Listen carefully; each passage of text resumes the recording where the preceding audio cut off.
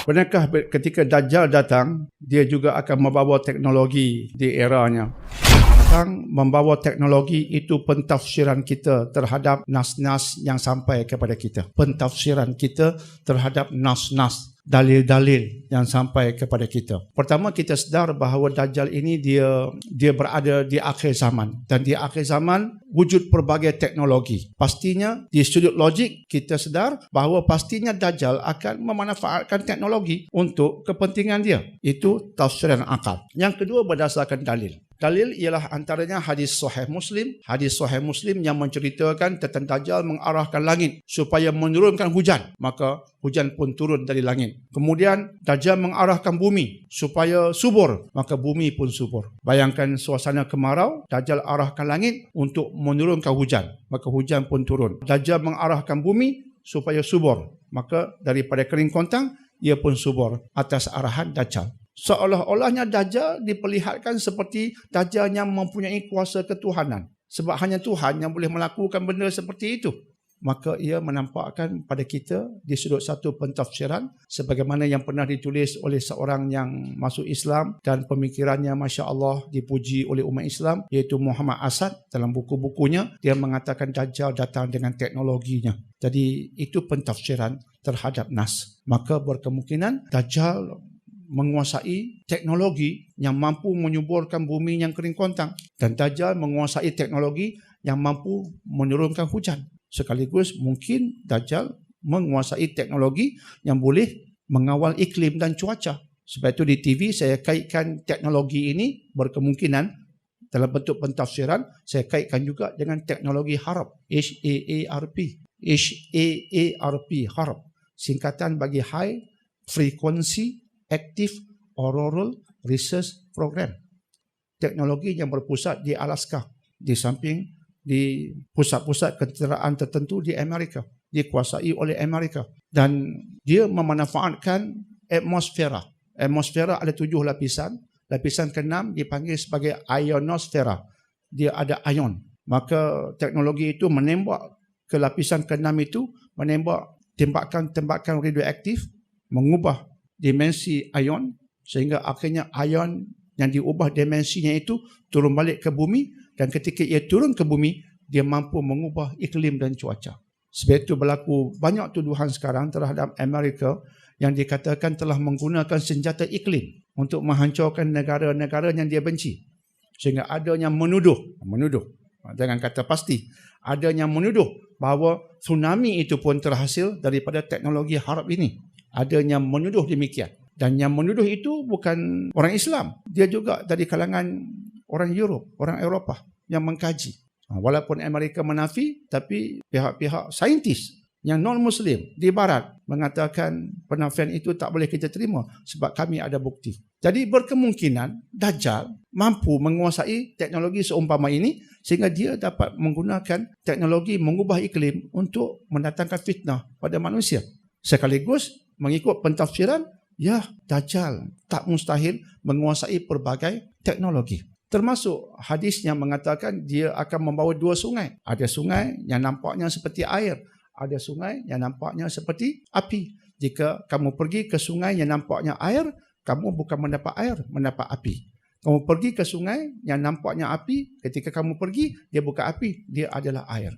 Tidak mustahil, ini bahasa simbolik, tidak mustahil. Sungai api, sungai air, tidak mustahil. Bahasa Nabi alaihi salatu wassalam merupakan bahasa simbolik. Tidak mustahil ia manipulasi Dajjal terhadap manusia, sehingga manusia jadi keliru.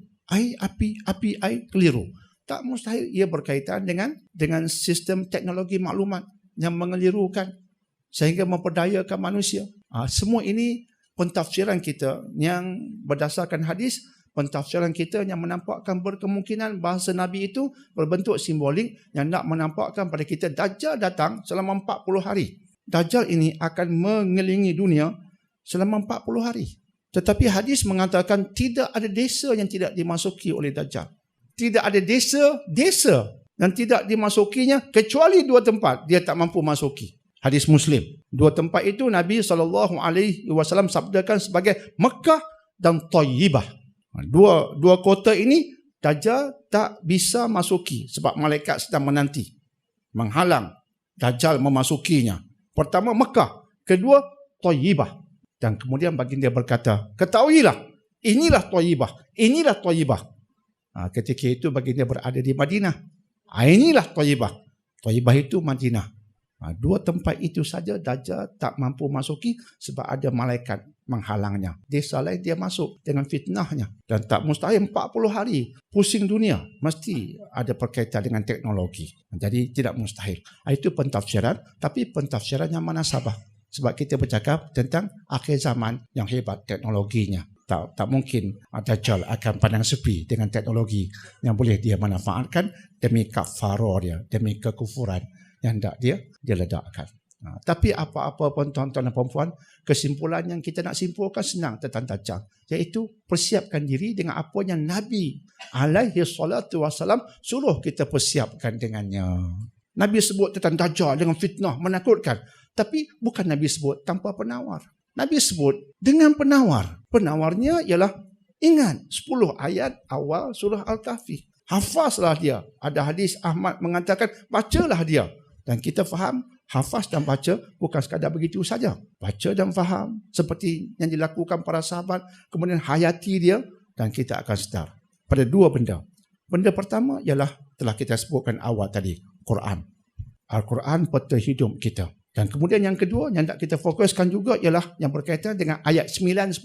Nabi suruh kita hafaz 10 ayat. Ayat 9 dan 10 berkaitan dengan Ashabul Kahfi. Siapa dia Ashabul Kahfi? Anak muda yang beriman dengan Tuhan mereka. Sebab itu antara agenda dakwah kita hari ini mesti fokus pada anak-anak muda. Kenapa? Sebab kita tahu surah Al-Kahfi yang awal menekankan tentang anak muda. Sebab itu bila kita ada anak, ingat, itu anak muda, didik mereka berdasarkan Al-Quran. Kecil-kecil lagi anak kita perdengarkan dia dengan Quran. Kemudian masa kecil mungkin nak bincang tafsir Ibn Katsir tak sesuai. Cerita kepadanya cerita-cerita Quran. Cerita tentang Talut. Bagaimana Talut akhirnya bertembung dengan Jalut. Bagaimana datang Nabi Allah Daud membunuh Jalut. Cerita tentang sungai yang memisahkan antara yang betul-betul percaya beriman dengan yang tak bersungguh-sungguh. Cerita Quran kita hidupkan dalam bentuk penceritaan kepada anak-anak. Sekaligus dia dapat sesuatu dari Quran, tapi dalam bentuk penceritaan yang dia suka. Bila dia membesar sampai mungkin masuk remaja, bincang ayat-ayat tafsir yang relevan dengan dia. Tentang solat dia, tentang puasa dia, tentang akhlak dia. Dia masuk kolej, sekolah, maksudnya umur 20-an, dia sudah bincang macam yang kita bincang sekarang. Sedikit-sedikit. Dengan harapan akhirnya ketika dia sudah berkeluarga, dia sudah bawa fikrah. Akhirnya itu yang akan terhasil. Fikrah. Bila kita bincang semua ini, akhirnya kita nak hasilkan anak muda yang ada fikrah. Ada fikrah artinya ada cara menilai. Ada sistem menilai. Dan cara dia menilai, sistem menilainya itu betul. Maka datanglah isu apapun, datanglah Dajjal, datanglah apa-apa pun, dia boleh menilai. Ini sesat. Tak mungkin dia betul. Tak mungkin. Dia tahu. Walaupun nampak macam okey. Tak, nampak macam okey. Tapi tak mungkin okey. Sebab